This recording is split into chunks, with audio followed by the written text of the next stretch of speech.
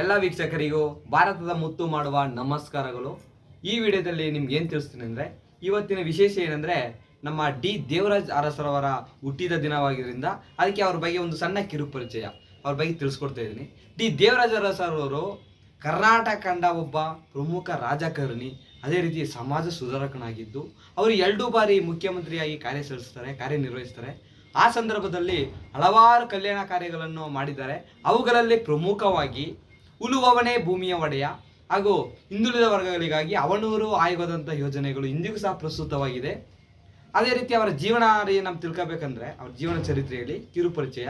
ಅವರು D Devaraja ಅರಸರವರು 1915 August 20ರಂದು Mysuru ಜಿಲ್ಲೆಯ ಪಿರಿಯಾಪಟ್ಟಣ ತಾಲೂಕಿನ ಬೆಟ್ಟತುಂಗ ಎಂಬ ಗ್ರಾಮದಲ್ಲಿ ಜನಿಸ್ತಾರೆ. ಅವರೂರೇ ಬೆಟ್ಟತುಂಗ, ಆದರೆ ಅವರ ತಾಯಿ ಊರಾದಂತಹ ಮೈಸೂರು ಜಿಲ್ಲೆಯ ಹುಣಸೂರು ತಾಲೂಕಿನ ಕಲ್ಲಳ್ಳಿ ಎಂಬ ಗ್ರಾಮದಲ್ಲಿ ಅವರ ಜೀವನ, ಅವರು ಎಲ್ಲ ಬೆಳೆದು ಎಲ್ಲ ಕಲ್ಲಳ್ಳಿಯಲ್ಲೇ ಅಲ್ಲೇ ಅವರ ಶಾಲಾ ಶಿಕ್ಷಣವನ್ನು ಮುಗಿಸಿ ನಂತರ ಬೆಂಗಳೂರಿಗೆ ತೆರಳಿ ಬೆಂಗಳೂರಿನಲ್ಲಿ BSc ಪದವಿಯನ್ನು ಪಡೀತಾರೆ. ಯಾರು? ನಮ್ಮ ಡಿ ದೇವರಾಜ ಅರಸರವರು. ಅದೇ ರೀತಿ ಡಿ ದೇವರಾಜ ಅರಸರವರನ್ನು ಹಿಂದುಳಿದ ವರ್ಗಗಳ ಹಾಗೂ ಪರಿಶಿಷ್ಟ ಜಾತಿಯ ಹರಿಕಾರಕ ಎಂದು ಸಹ ಕರೆಯಲಾಗಿದ್ದು, ನಮ್ಮ ಡಿ ದೇವರಾಜ ಅರಸರವರು ಎಲೆಕ್ಟ್ರಾನಿಕ್ ಸಿಟಿ ಕಟ್ಟಲು ಕಾರಣಭೂತರಾಗಿದ್ದು, ಅದೇ ರೀತಿ ಮೈಸೂರು ರಾಜ್ಯ 1973 ನವೆಂಬರ್ 1ರಂದು ಕರ್ನಾಟಕ ಎಂಬ ಮರುನಾಮಕರಣಗೊಂಡ ಸಂದರ್ಭದಲ್ಲಿ ಮುಖ್ಯಮಂತ್ರಿ ಆಗ್ತಾರೆ. ಆ ಅವಧಿಯಲ್ಲಿ ಮುಖ್ಯಮಂತ್ರಿಯಾಗಿ ಕಾರ್ಯನಿರ್ವಹಿಸ್ತಾರೆ. ಅದೇ ರೀತಿ ಹಿಂದುಳಿದ ವರ್ಗಗಳ ಯೋಜನೆಯನ್ನು ನಮ್ಮ LG ಅವನೂರು ಅವರ ನೇತೃತ್ವದಲ್ಲಿ ಸ್ಥಾಪಿಸಲಾಗಿರುತ್ತದೆ.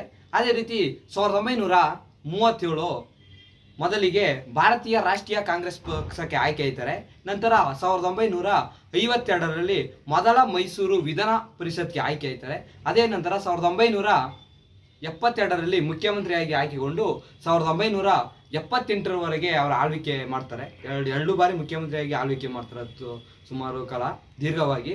ಅದೇ ರೀತಿ ಅವರು ಆಳ್ವಿಕೆ ಸಂದರ್ಭದಲ್ಲಿ ಹಲವಾರು ಕಾಯ್ದೆಗಳನ್ನು ಜಾರಿಗೆ ತರ್ತಾರೆ. ಅದರಲ್ಲಿ ಪ್ರಮುಖವಾಗಿ ಗೇಣಿ ನಿಯಂತ್ರಣ ಕಾಯ್ದೆ. ಈ ಕಾಯ್ದೆಯಿಂದ ನಮ್ಮ ರೈತರಿಗೆ ಭೂಮಿ ಹಕ್ಕು ದೊರೆಯುತ್ತದೆ. ಇದು ಒಂದು ಸಾಮಾಜಿಕ ನ್ಯಾಯಿಕವಾದಂಥ ಒಂದು ಕಾಯ್ದೆ ಎಂದು ಸಹ ಕರೆಯಬಹುದು.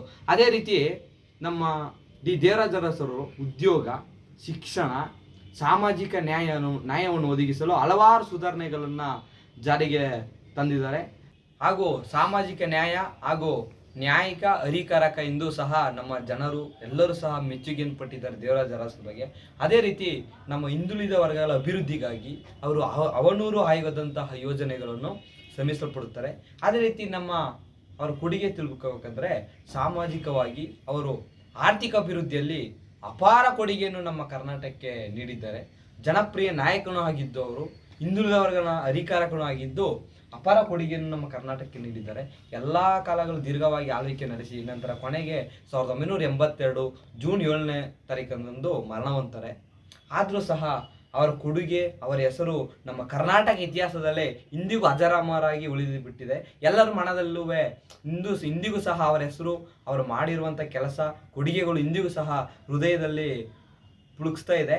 ಇಂದಿಗೂ ಸಹ ಅವ್ರನ್ನ ಸ್ಮರಿಸುತ್ತಾ ಎಲ್ಲರಿಗೂ ಸಹ ದೇವರಾಜು ಅರಸರವರ ಹುಟ್ಟಿದಬ್ಬದ ಶುಭಾಶಯನ್ನು ಕೋರುತ್ತಾ ಎಲ್ಲರಿಗೂ ಸಹ ಧನ್ಯವಾದಗಳು.